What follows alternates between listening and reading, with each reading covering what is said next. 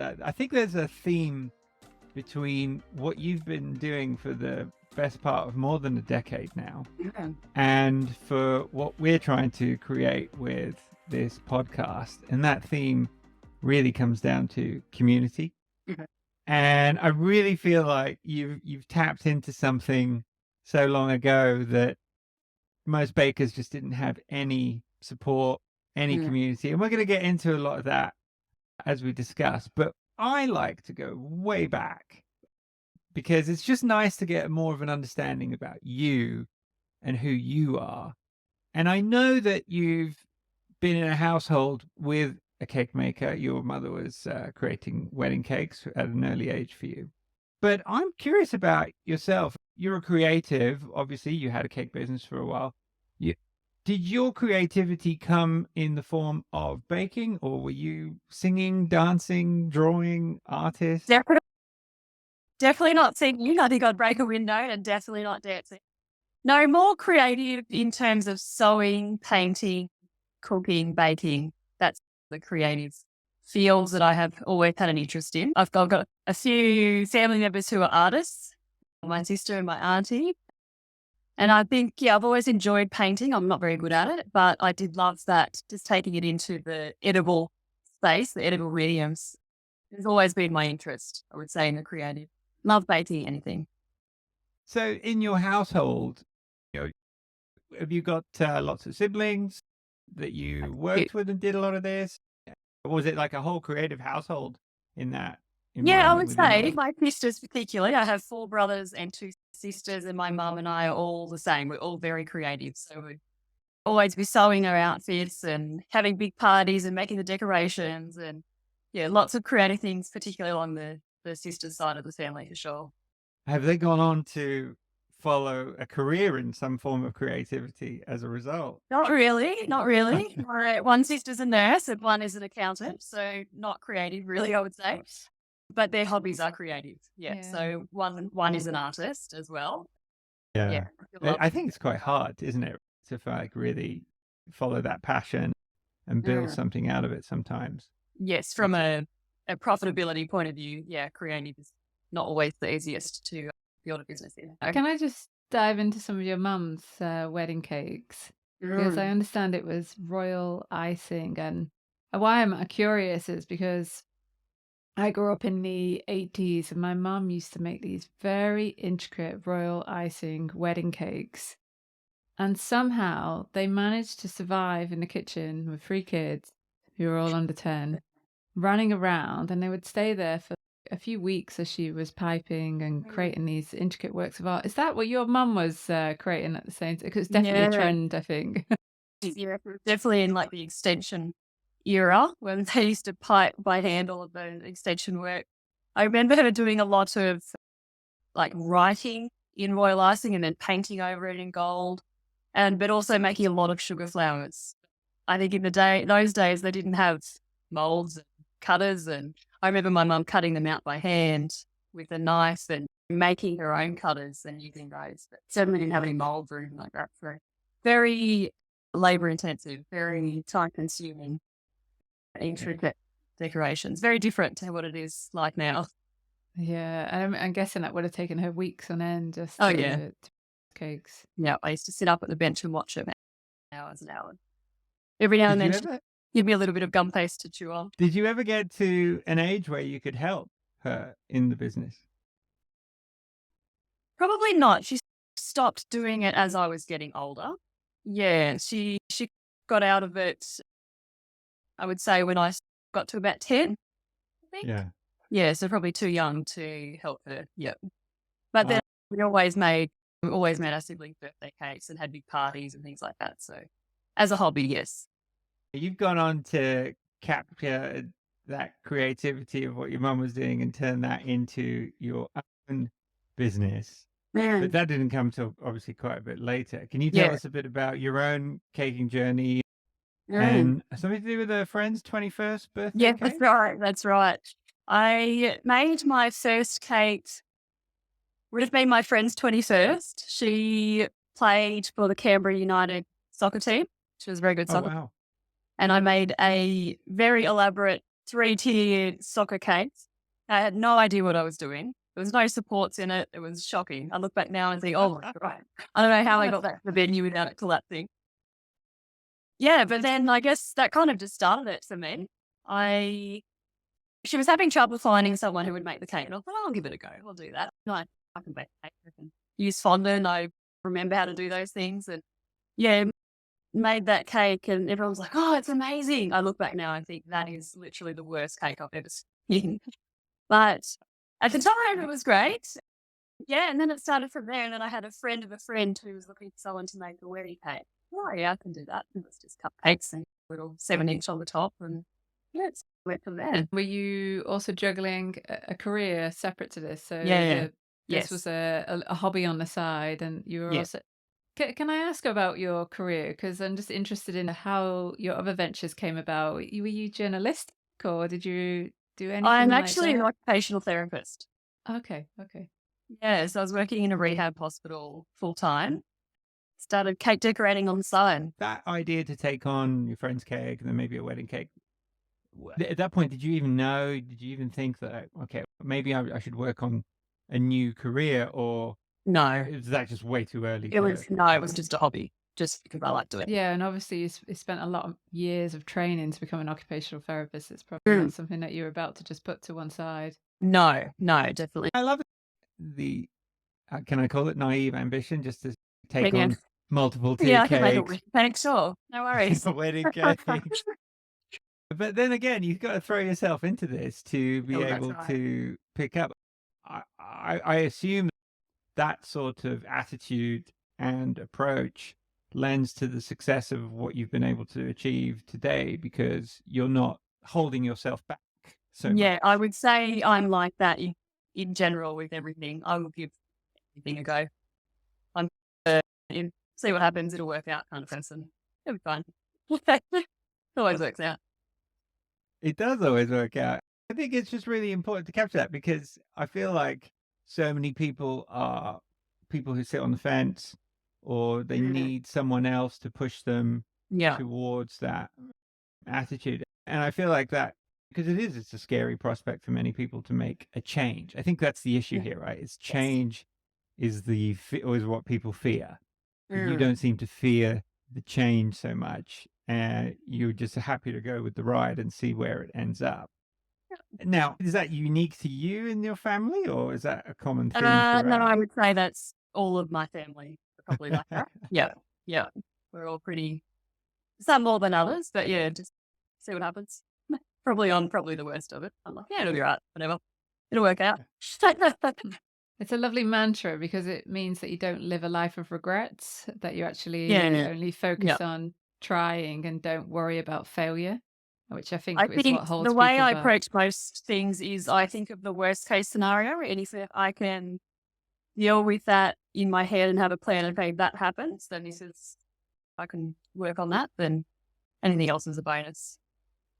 When you have that attitude about let's just go and do it, do you have the resistance though within yourself to go get outside help in terms of just saying, I can do it myself, it's fine? Or do you struggle with that point of saying, actually, no, I probably should bring someone in to help me, or do something? I used to struggle with that. I used to try to do everything myself. And now I have the most amazing team who I think I drive insane, because I've always got these ideas. You're a creative. We should do this. And they're like, oh God, here we go again. No, but I have an amazing team now. And that's been something that I've really worked on over the last, I would say, 5 years, in stopping and realizing that I don't need to do everything myself. And other people generally can do it probably better than so yeah, definitely using that expertise in different areas. It's a tough one now. When you're running your own cake business, you're majority on your own here, and it's quite hard to get additional help. How many years into your cake business did you realize that, as a hobby, okay, I can't really do both careers anymore here, and I've got to make that switch? And how did you deal with that? Good question. So I was running my cake decorating business while I was working full time. So going back to what we were talking about before, I probably made cakes as a hobby as an adult for maybe 6 months or so. And then everyone said, you should start a business. You should start a business. So I did. So I was working full time, making cakes. I wasn't making a huge amount, but I'd have 3 or 4 a weekend, like a fair amount.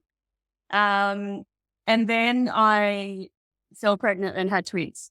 So that was, well, it was the end, not the end. It was a pause in my career, my occupational therapy career. And then when I was on maternity leave, I went back to cake decorating. And I think that would be the point where I wanted to do one or the other year. But in saying that, I have swapped between the two over the last, my twins are 12 now. So over the last probably 6 years, I've done a bit of both. I started ACDN when the twins were 9 months old. And I went back to occupational therapy when they were 3. Okay. So I've never run my cake decorating business really since I've had kids. I went straight into starting ACDN. And then I did a bit of both for quite a while. And then in 2016, I finished occupational therapy. That was the point where I thought, I'm not doing perfectionist, and I wasn't doing either as well as I wanted to. So I had to make that decision at that point. So it's probably been 7 years since I've solely been doing ACDN. And I do, even now, I'll do a casual day here and there at the hospital with their short staff. But in terms of my career focus now, it's ACDN, absolutely. Yeah.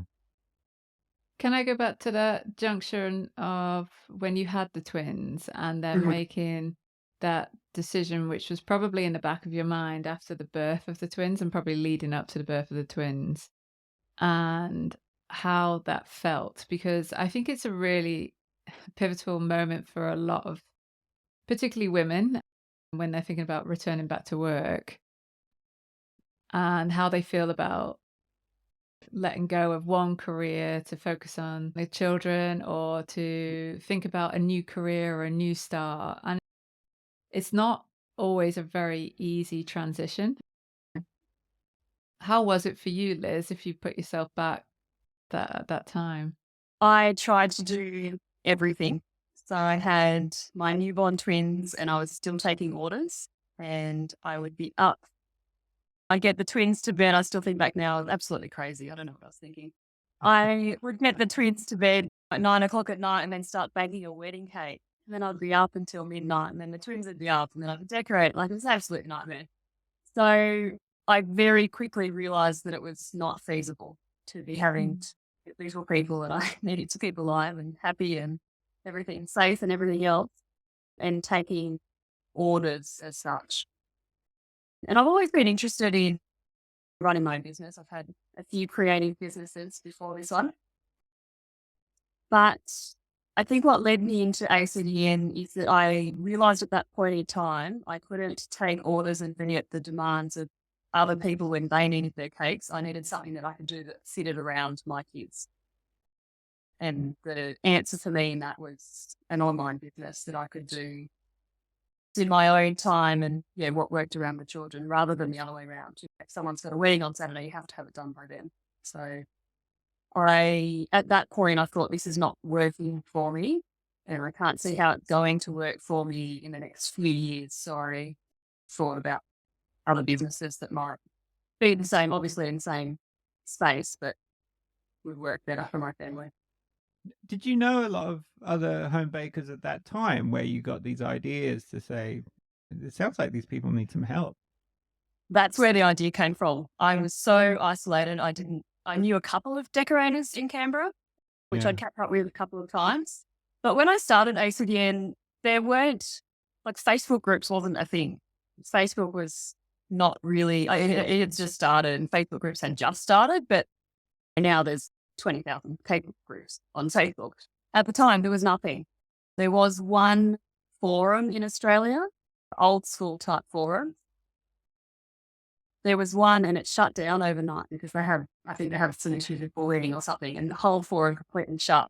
And this is where us decorators in Australia, it was it. That was the only support system apart from like CWA type older generation groups. Nothing wrong with CWA. They're awesome. They got their place, but it's not what I was looking for at that point in time. So one day this forum shut down and I was just like, I felt like my lifeline had been cut off. Like the only people that I knew that loved cakes, breathed cakes, talked cakes all day long, my friends and family didn't care about cake decorating. Like I needed someone to talk to about that. So yeah, Facebook groups were not a thing. And I thought, oh, I'm going to start one. The other one shut down. I'm going to start my own. And so I did. I started the page, Australian Cake Decorating Network page. It wasn't a group at that time. Yeah. Started the page, and I just remember waking up and there'd be 10,000 new followers a day. Like it was crazy. And I thought, I think that other people, obviously in Australia, need this as well because they're. What was your pitch though when you started the page? How did you position this? So what I used to do was people, like I was saying, groups were not really a thing. Like now, which sounds weird now, you'd say, oh, we'll just start a Facebook group. That's just obvious. Yeah. But at the time, it didn't exist. So what I used to do is people used to message the page with their questions, their cake decorating questions. I would post them publicly on the page and then people would answer them. So that's how the worked like a group, but there was a lot of manual. Like people would message me, I'd put it up and say, a question from one of our followers, how do you do this with royal icing or whatever? And then everyone would comment on it. Oh, amazing. And you just did that overnight? And yeah, did you wake up the next morning and have 20 followers or no, I remember being up one night and I was feeding my twins in the middle of the night. It was like 3 o'clock. And I thought, I'm going to do that. Anyway, I did it that night because that's just my personality. I'm going to do it right there and then. And it took a while to take off, but within a month or two, there was tens of thousands of people. Very different social media than what it is now. Obviously, it's a lot harder to organically grow a page like that now. But they were the days of Facebook. You'd wake up and it wouldn't be unusual to have 5,000, 10,000 people following. Yeah, very different times. And as this page was starting to grow and get momentum and build a community, what were your aspirations for it? Because obviously it's creating this online page where people can come back and share ideas. But obviously it took a bit of time to grow significantly. And during that period, were you thinking through business ideas and opportunities around this page, or was it just a hobby? At the start, it was just a hobby. When I started, I didn't have any business plans for it. But I saw how quickly it was taking off and how people loved it. And then I started to think, maybe I should it started with the membership. So people become a member, they get membership benefits, like they get discounted insurance, they get discounts at our preferred suppliers, they get 10 off, 15% off. We share their work. So it started with that, but that didn't come until, I want to say maybe 6 months after I started the Facebook page. So it was quite a while of it just being a hobby. It was fun. I love cake decorating. Everyone else loves cake decorating on my page, so I used to love doing it. Yeah, and then I guess it started to tip it up. I probably should make this into my business. And yeah, started with the membership. That would have been about 6 months.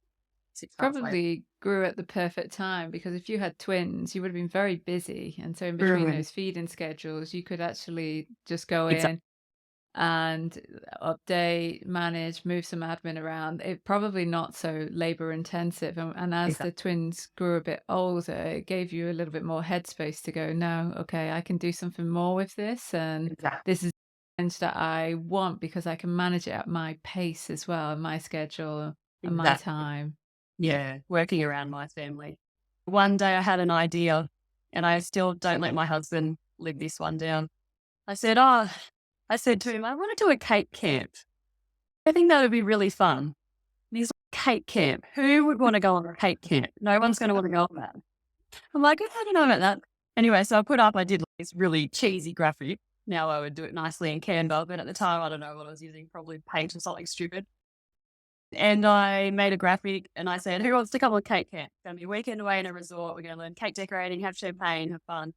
And I had so many people comment, hundreds and hundreds of people, and it sold out straight away. And I'm like, I told you so, my husband. So that was just, I guess, something that, so it started with the membership, and then gradually these other things, just an idea would come up, and I think, oh yeah, that sounds fun.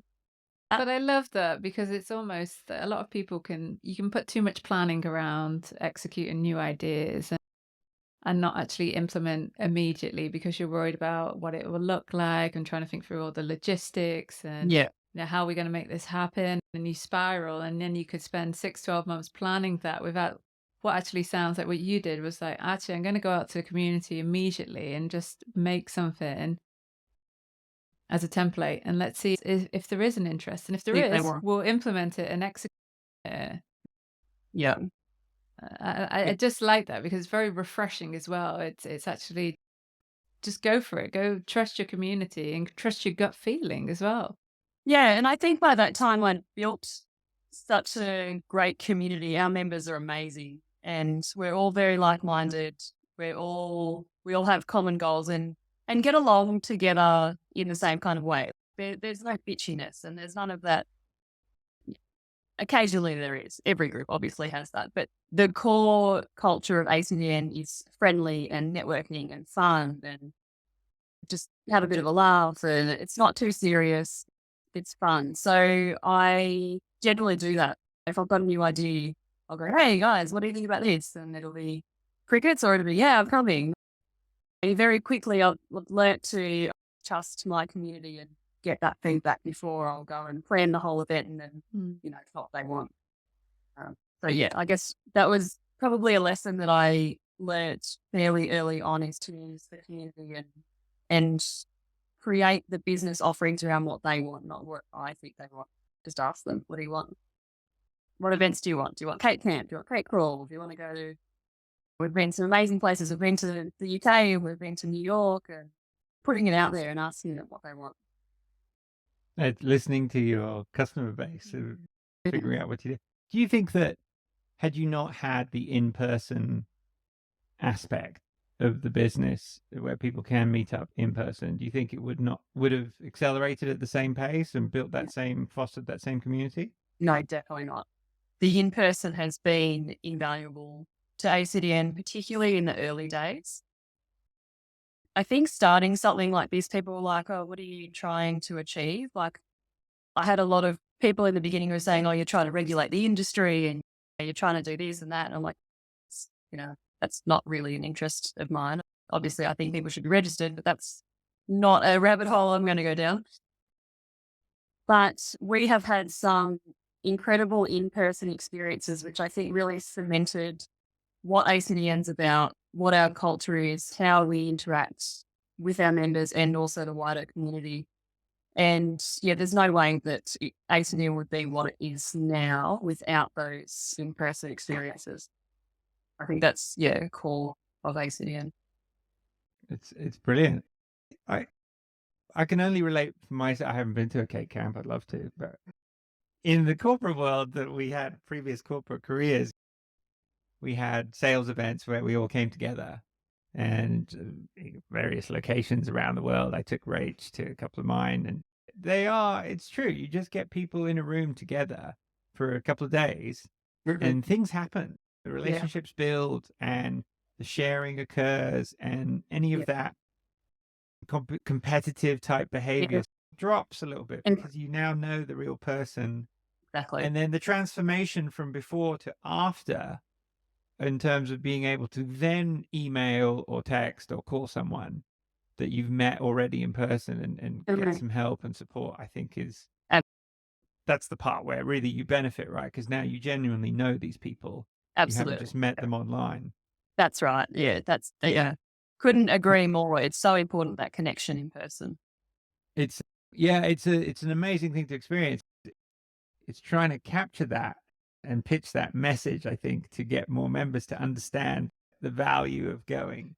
But if they just want to go anyway on a trip, because it's such a unique concept. Exactly. And now we find our cake camps. We had our last cake camp in July, and there were 80 cake decorators that came. It sold out some of the classes sold out in 19 minutes. It was nuts. Absolutely nuts. The whole event sold out in less than 3 hours.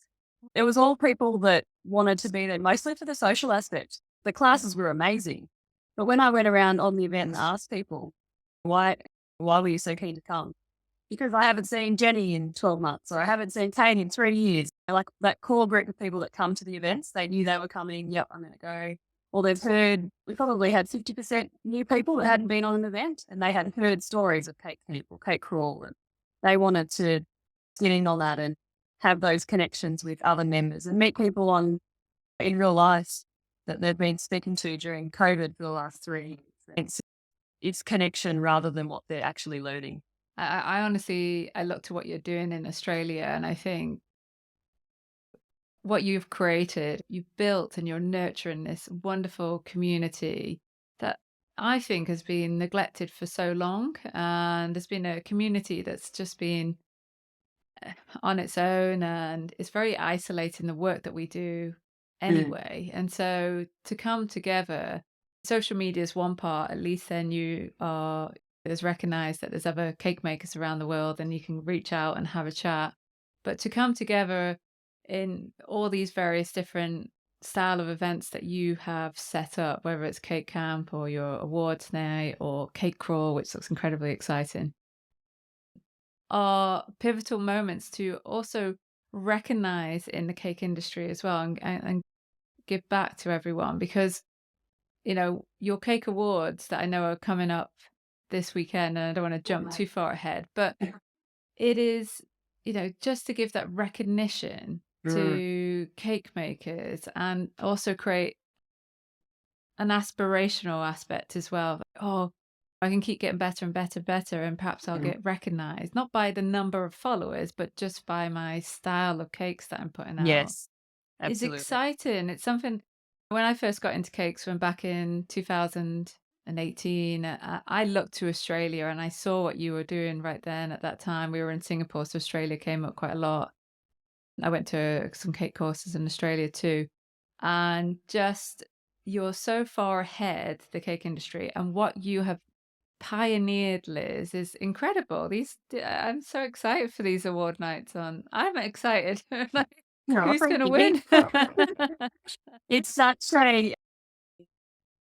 an honor, I think, for people to be recognized by their peers, by the judges for what they're doing. Like you said, it's such a socially isolating industry, it can be when you work at home by yourself all day long, to be able to then go out to an event where there's all these like-minded people and, like you said, people recognize you for your work, or you're known as that buttercream technique, that piping technique, or those flowers, and then we've got judges from all over the world who are looking at all of our finalists' work and all the nominees' work and then choosing a winner. They should be very proud of themselves. That's a pretty cool thing to be acknowledged by not only your industry peers in Australia, but also judges from around the world. As you were building ACDN, let's talk about the first few years of building a business. Yes, you have the momentum of the people, but that's just one aspect of running a business. Obviously, is the customer base. You've got everything else that you're trying to sort out on the other end, and obviously they're giving you ideas or you're asking for what they want, but when it came to the content to create, were you relying on other members to fill that information so that you could simply share it, or were you finding ways and sharing ways yourself to create through classes or materials, documentation, something that would assist? How did you balance that between outside? Most of what I shared in the beginning was members' work. So before I started the paid membership, I would just share whatever I liked online.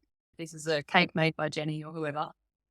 And then a main part of the membership when it first launched was that they would have their work shared on our page.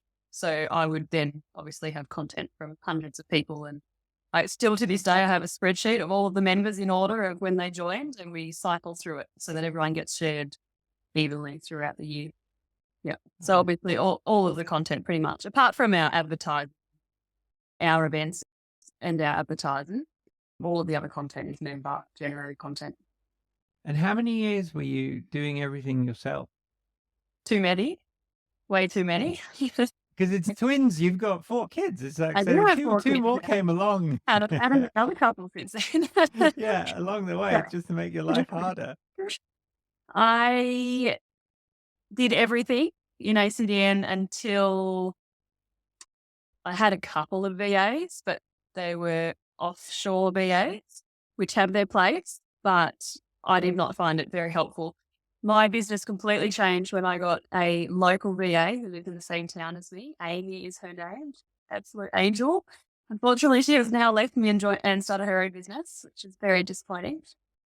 For But the sake of our audience, just explain what the role of a BA for you would be. a VA for me, Amy, when she first started, she would contact our advertisers. So we have an online magazine, and say, for example, she'd email one of our advertisers and say, your ad is due for the magazine. Can you please send it in by this date?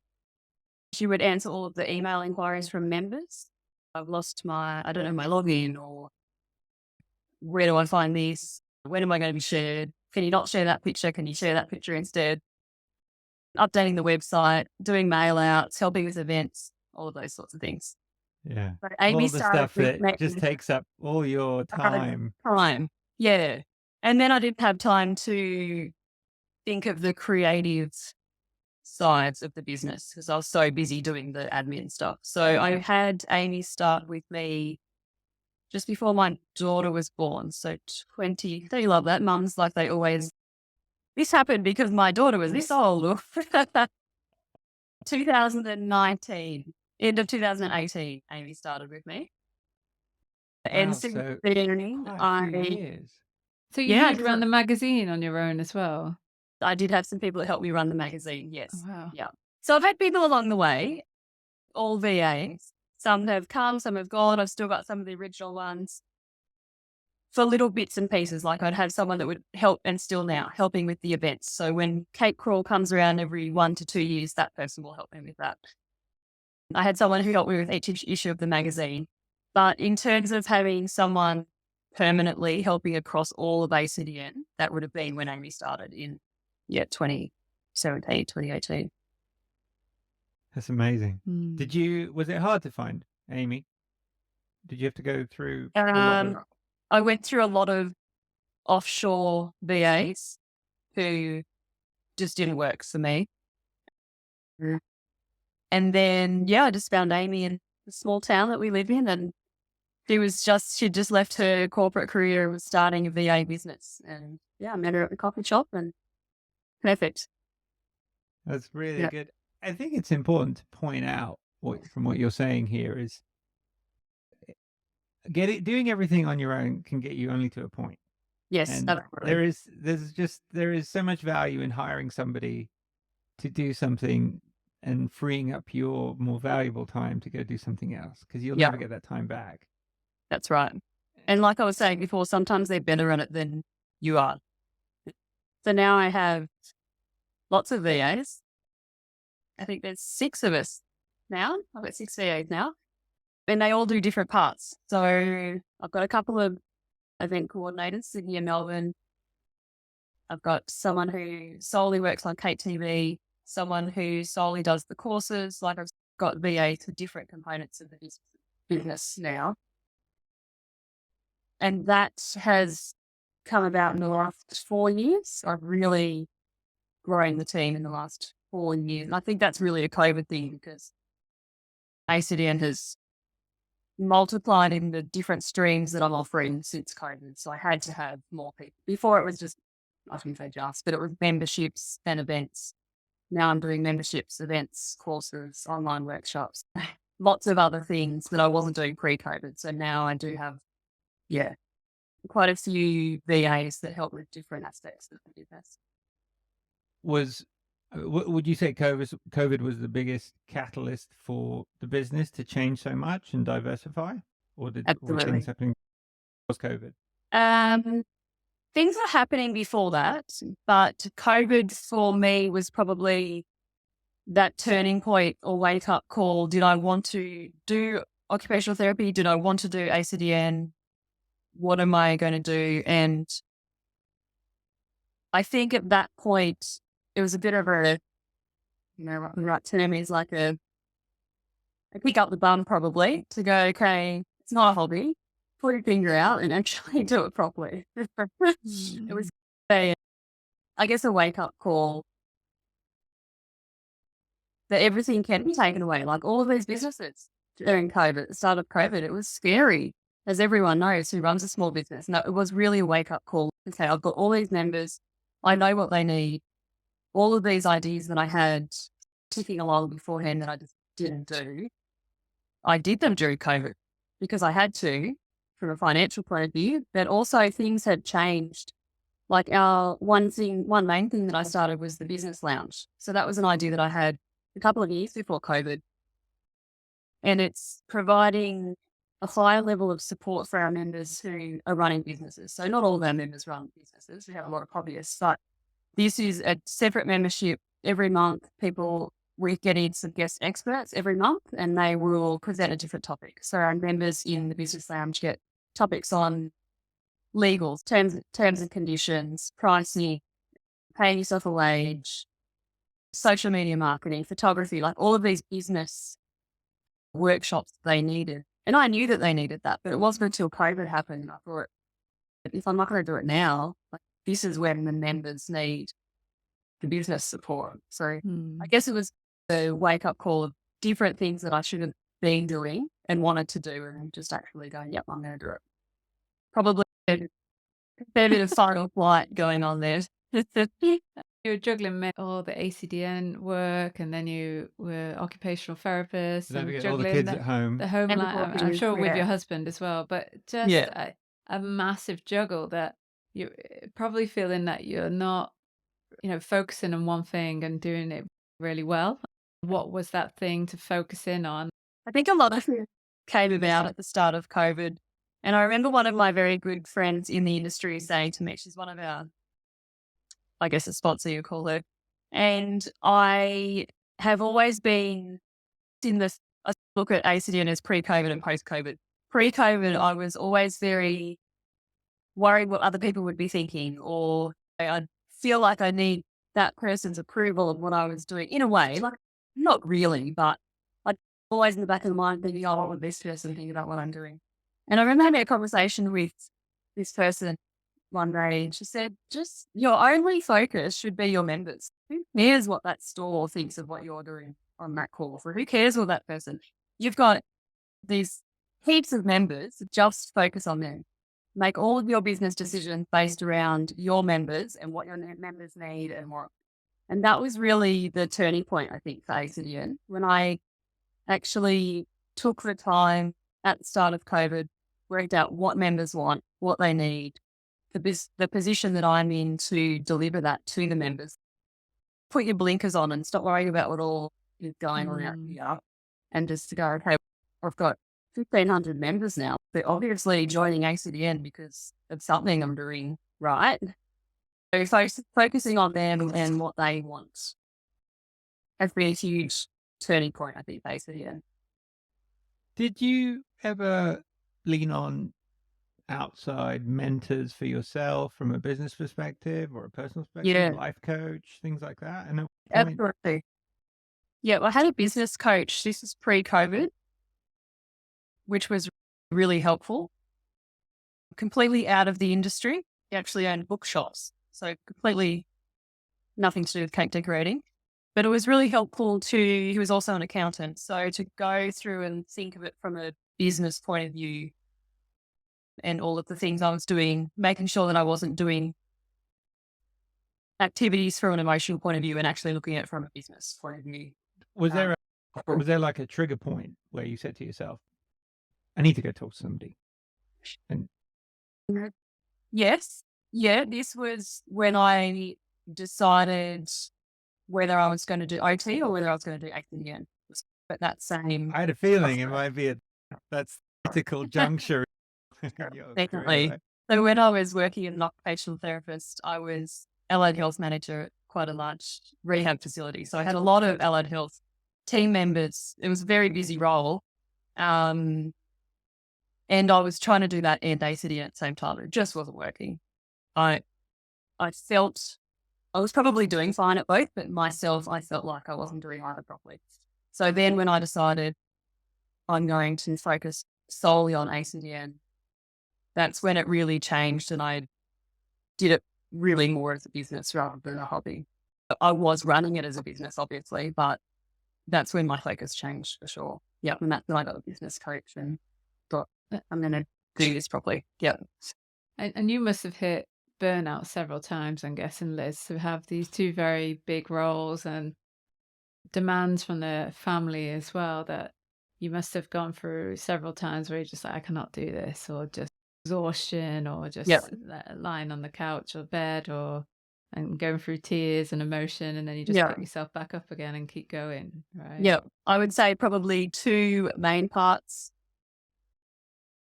Two main times I can definitely think of. One is at that fork in the road where I had to decide what we were going to do, what I was going to do. And at the same time, my husband and I packed up the house and the kids and bought a caravan and went around Australia for 12 months.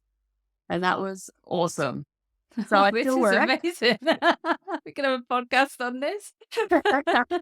I still worked and I still ran ACDN. And so like when I got to Adelaide and flew back to Melbourne for an event and then got to Perth and flew back to, so I was doing work along the way, but just that space and that less stress.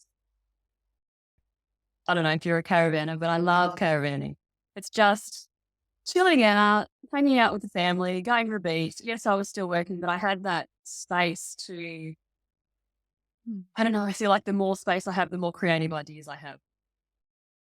And I It's had a that change of scene, right? Yes. Getting away from all the daily routine and also a lot of the mundane of the washing, the everything else that goes on, what we're going to eat tonight, and actually being in a new place, moving around, it would fuel that creativity. I'm sure all of us feel that when we go on holiday. We feel like this new sense of person and these new goals and things that we're going to go off and achieve. And that was definitely the first burnout.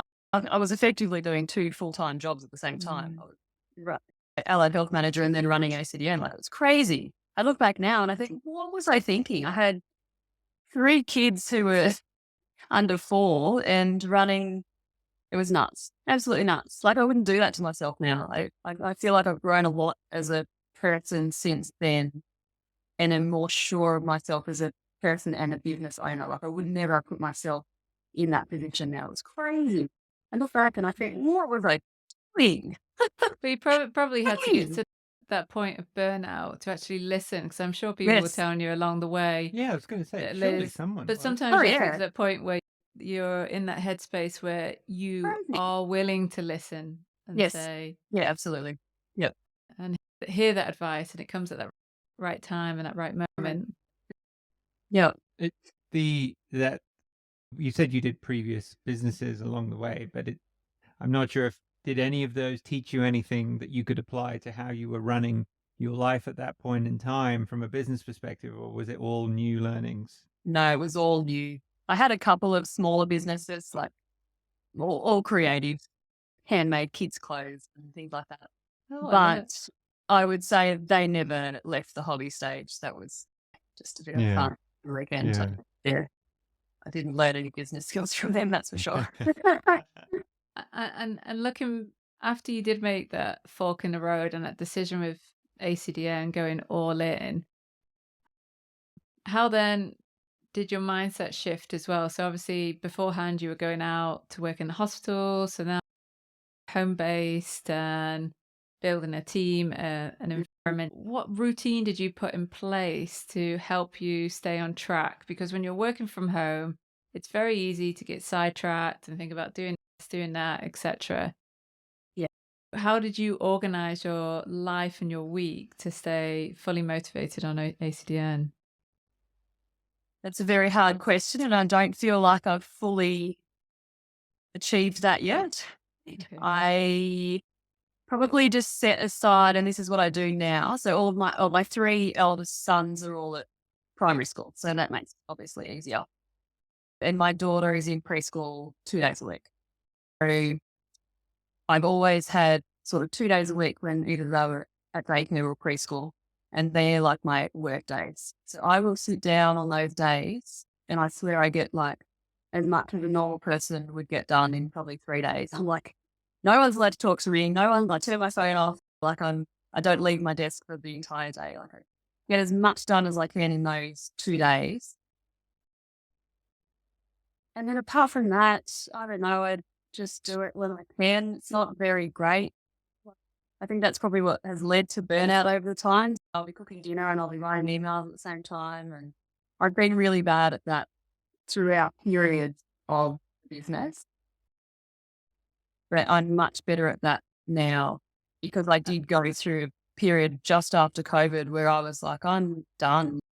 This is crazy. I've got 4 kids and I'd be trying to cook dinner and I'd be writing emails or I'd be messaging this person. And it was just, I had to put in place boundaries. These are my work days. You know, I turn my computer off at 5 p.m. I'm not using social media on the weekends. Like I've put in place quite strict boundaries around that to try and just preserve that distance. Can you share what you think are the results of doing that? Because I think a lot of people might be listening to that and going, I just don't know how that's possible and still maintain some sense of productivity. But can you give us the flip side of what happens when you put those boundaries in and what that does for you? I'm so much more productive when I have those boundaries in place because I don't resent it. I don't resent work. I get to work, my office, which is right in our house. But the next day on my work day, I am so motivated. I get everything done because I've had that time off. Like I've gotten to the point now where I actually removed the email app from my phone so that if I'm not working, I can't check my emails 10 times a day. And I'm not replying to messages and things because the other thing that I have difficulty with is that all of the girls that work for me are also my friends. I'll be messaging them and go, hey, what are you doing on the weekend? And then all of a sudden we're planning the next event and it's 11 o'clock at night. And then my brain ticks over all night long and I don't sleep. So I do probably go MIA quite a bit on socials, on my friends a bit. I'm a very social person, but I do, sometimes I can feel it coming. I think, nah, this weekend I'm not even going to open Facebook the whole weekend. Like I'm stepping back from that. And to answer your question, the more time, I think this is probably a creative thing. A lot of people that I speak to about this in the creative industry, the more time they have off work, the more productive they are. Because a lot of my time, my business is different to all of my members' business. They're making cakes. They have to be in there. But a lot of what I'm doing is coming up with new ideas or thinking about what decorators I'm going to use for this event and planning out in my head what we're doing throughout the year, what event's going to be next, what I'm going to do here and there. So I find if I go out in the garden and I'm out there for a couple of hours planting or whatever I'm doing, I have the best business ideas. If I'm sitting down at my computer, I can't think of anything like that. So I feel like the more time I have off work, I know it sounds like counterintuitive, but the more time I have off work, the better my work is. Yeah, it makes perfect sense to me because you're problem solving, and problem solving needs space to think about that and ruminate those ideas. And Absolutely. probably when you're at least doing something that's familiar or touching something, whether it's baking or gardening or those, or just being out in nature, those ideas will come to you when you give it space. But if you're like how you get in the shower and you think, oh, yeah, it's so obvious. That's what I've got to do. Yeah, sometimes when I'm out walking the dog, I come back to the house and I'll say, the first thing. Oh, I've got a great idea. That's right. But it's very interesting what you're talking about with boundaries. I know a lot of our listeners and ourselves included are running businesses from home, and there is a family or there's a juggle or you're balancing another business on the side. And I do feel like they all eat into each other. And it's definitely something that I think Half and I need to think about as well. But it's definitely a struggle when you've got finite amount of time and you want to deliver so much. And then, like you say, it's the emails, it's the social media, it's we need to get this out, we need to get this out. But actually, most days you can actually wait a day or two, but there is this pressure. I don't know where it comes from, but it comes from within. The only pressure is, and that's what I've found is, I'm such a perfectionist, and it got to the point where I realized no one's going to know if I don't send out that email today. I'm going to send that in 2 weeks, and they're not going to know it was meant to come out today. They wouldn't know. The only person that knows is me. Like, who cares? They're not going to care. But it takes a while to get to that point. But I think to go back and answer your question from before, I the turning point came when I got staff and got that help. So now I have so much better balance, because if I go, okay, we really need to get that email out, I don't have to leave whatever I'm doing with the kids and come into the office and do it. I will message or email one of my staff and say, hey, can you do this tomorrow? I'll just do a list. Can you do this tomorrow? And then I know it's done. Like I can just go, yeah, that's ticked off. It's obviously there's an expense that comes with that, but for me, the expense is well outweighed by the productivity that I get out of it, and the Oh, sure. keeping myself sane and being able to continue and not burning out is so worth it. Yeah. One of the easiest ways you can relate this to a cake maker is that possibility of just hiring somebody for 2 or 3 hours a week to come in and clean the kitchen. Yes. Right? Your value, your Yep. time is worth more than it is to spend on someone cleaning a kitchen. Absolutely. Yeah. And so if that gives you the time to go for a 2-hour lunch with a friend Yep. and just decompress. Yep. And then come back feeling a little bit fresher, or have some time on your own to go for a walk or read a book or do something different that's not related to your business that you think about 24/7. It That's might right. unlock something in your brain as a creative person that gives you that idea. Yeah. Someone else taking care of the cleaning just for 2 Yeah, hours a week. exactly. Yeah. And people do look at it like that, which I understand. People say, oh, that's an expense that I can't bear. Like I can't afford that. But the flip side of that is that if you don't do that, you'll burn out and then you won't have a business. Like, how can you afford that? Yeah. Like in my mind, you're much better off paying for the cleaner and having a sustainable business that you enjoy doing. You'll be more productive because you'll be actually wanting to work, not resenting it. I think it's exactly just that feeling of walking into a cleaned kitchen ready to start work, right? That's right. Or it can and be you didn't have to do it all day. Or doing your reconciling, your banking, and there's plenty of things you can outsource. Absolutely. There's no question at all. Technology is also making that so much easier in many ways for you to do so many things. Like you mentioned Canva earlier. What a great example of a tool that's, if you're not a illustrator, graphic designer, so on and so forth, for a few dollars a month, you can become one to get you to do some simple things, like even create those little allergy cards that you might want to stick on your cake box or something. Yes. Yeah. You don't necessarily have to go hire someone to do that. You can make it yourself. And you channel that creative energy into something else for a little bit. That's right. And then, and before you bring it back to cake. I think it's quite an interesting approach. But we're coming up to the end of our time. What we like to do here is we like to finish on a few rapid fire questions. But however, for you, we're going to have to go back to when you were baking to do this. So you're going to have to dig deep. Can I just ask, do you still bake as an outlet, Liz? I love baking.